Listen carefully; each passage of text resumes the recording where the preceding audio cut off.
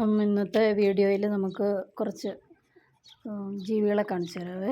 കഷ്ടപ്പെട്ട് ഇങ്ങോട്ട് വലിച്ചു കൊണ്ടുവന്നത് നീ പിന്നെ അയ്യോ അത് കണ്ട അവിടെ നോക്ക് നേരെയായിട്ട് നിൽക്കുവാ അവിടെ. ഗിനിപ്പന്നിയും പിന്നെ ഹാംസ്റ്ററുമാണ് ഈ കിടക്കുന്നത്. ഹാംസ്റ്റർ എന്ന് പറഞ്ഞാൽ എലിയുടെ മുഖം പോലെ ചെറുത്.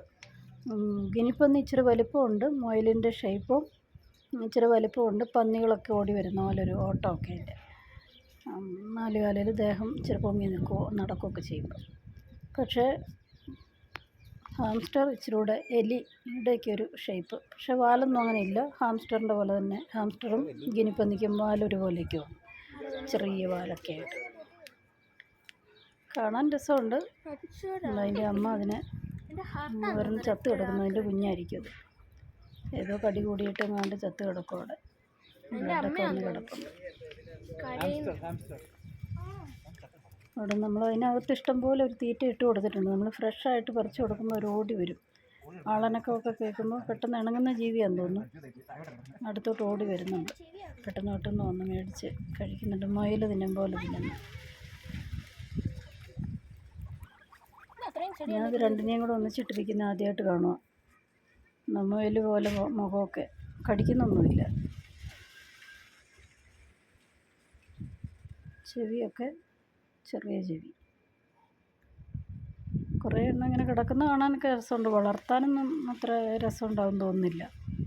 പിന്നെ സൂവിലൊക്കെ കാണാൻ രസമായിരിക്കും എന്നുള്ളതല്ലാതെ വെള്ളം കുടിക്കുമ്പം കോഴിയൊക്കെ ചെയ്യുന്ന പോലെ തല മേളിലോട്ട് കുടിക്കും. വെള്ളം വായിലെടുത്തിട്ട്